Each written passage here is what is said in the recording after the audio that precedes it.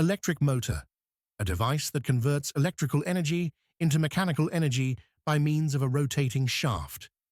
There are several types of motors, but for today, we shall be focusing on the DC motor. This motor uses a direct current power source during its operation. It consists of a metal shaft that protrudes outside the housing of the motor. Inside the housing is a cylindrical metal known as an armature core, mounted onto the shaft. This core houses one or more long insulated wires that are coiled around it, and these are dubbed the rotor windings. At one end of the shaft, the rotor windings are connected to the commutator, a device that transfers power to a specific rotor winding at a time, and also reverses current direction through each winding. The windings, armature core, and commutator constitute what is known as a rotor, because this is the component that rotates. Electrical connection between the rotating commutator and the power cables is maintained by carbon brushes that maintain contact with the commutator whilst allowing it to rotate. Around the rotor is a circular permanent magnet fixed onto the housing of the motor. This magnet constitutes what is known as the stator, and this component does not move during the operation of the motor. When connected to a DC power supply, the rotor immediately starts to rotate. So, how does a DC motor work?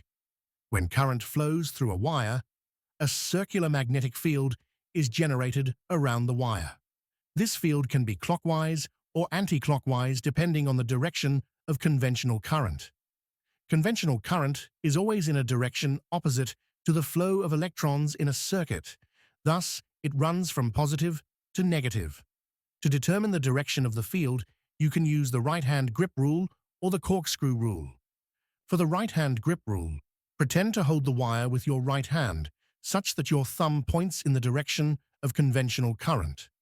The direction of the field is the direction in which your other four fingers are curling. This only works if you use the right hand. For the corkscrew rule, imagine looking at the wire from one of its ends, such that the current is either retreating into the plane of the screen or coming out of the plane of the screen.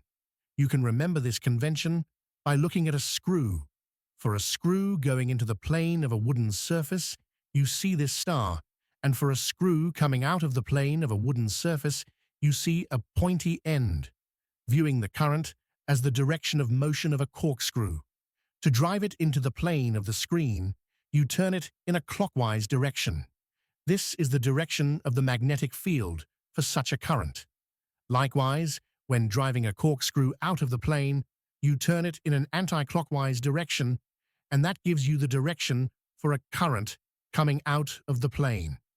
When a wire carrying a current is placed in an external magnetic field, the circular magnetic field of the wire interacts with the external field. This results in a force being exerted on the wire, causing it to move up or down, depending on the directions of the current and the external field. The direction of the force can be determined using Fleming's left-hand rule. Take out your left hand and shape it into this hand symbol. Your index finger points in the direction of external field, whilst the middle finger points in the direction of conventional current flow in the wire. If these two fingers are oriented correctly, the thumb will automatically point in the direction of the force exerted on the wire. If current direction is reversed, the direction of the force on the wire also reverses. This force is known as the Lorenz's force, and its magnitude for a straight wire can be calculated using this formula. I is the current through the wire. L is the length of the wire exposed to the external field, and theta is the angle between the wire and the external field. B is known as the magnetic flux density and is defined as the ratio of magnetic flux to the normal area through which the magnetic field permeates. Magnetic flux refers to the total amount of magnetic field passing through a given area and is measured in a unit called the Weber. Thus, magnetic flux density is the measure of how concentrated that magnetic flux is within a specific area. It is measured in Teslas. Now that we have established the interaction between a current-carrying wire and an external magnetic field, Let us see what happens when we bend this wire into a rectangular loop, as shown here. On the left, current flows from A to B, and using Fleming's left-hand rule, we can deduce that this wire experiences a downward Lorentz force. On the right, it flows from C to D, thus experiences an upward force. These forces are equal and in opposite directions. They form what is known as a couple, which produces an anti-clockwise turning effect on the wire loop, similar to how you apply equal and opposite forces to the handle of a bicycle to turn it. This turning effect is called a torque, and for a couple of forces, torque is calculated using this formula. So, torque of a couple decreases with decrease in perpendicular distance between the forces. As the loop rotates, it builds up rotational speed, also known as angular velocity, and the perpendicular distance between the forces reduces. Thus, torque on the loop of wire also reduces. This means that the wire experiences a decreasing turning effect, and when the wire is in a vertical position, as shown here, torque becomes zero, since perpendicular distance between the forces is now zero. So, at this point, the wire loop experiences no turning effect. Due to the angular velocity that it has already gained, the wire loop continues to rotate past this point. When wire CD is now on the left side of the zero torque point, and wire AB is on the right, then using Fleming's left-hand rule shows that the force on CD is upwards and force on AB is downwards. This creates a clockwise torque, which decelerates the wire, stopping its rotation and then causes it to rotate in reverse. When it reaches the zero torque line again, it overshoots, due to the angular velocity it has gained. Once it overshoots, torque reverses direction again and now decelerates the loop and causes the cycle to repeat.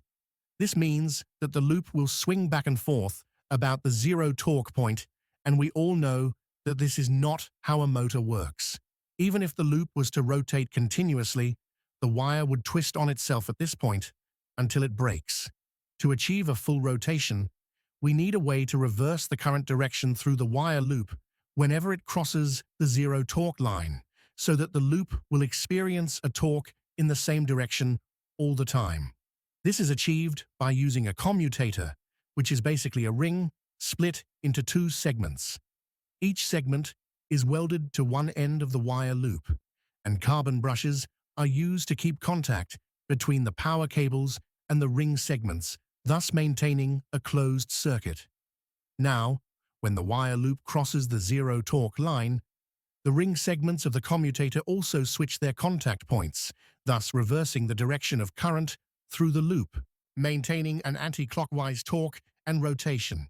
To increase the torque on the wire, we can increase the force on each side by increasing the number of wires on each side. This can be done by coiling the wire into several loops known as turns. To make sure that a torque is always applied on the rotor at any point, we can add more coils at different angles onto the rotor so that when one coil is at the zero torque point, another is at the maximum torque point. By adding in a shaft and armature core, we will have created a complete electric motor. The armature core consists of sliced and laminated metal sheets. These serve to minimize the eddy currents generated in the core, which would otherwise cause huge power losses. If you enjoyed the video, please leave a comment, like, and subscribe for more content. That's it for how DC motors work. Thank you for watching.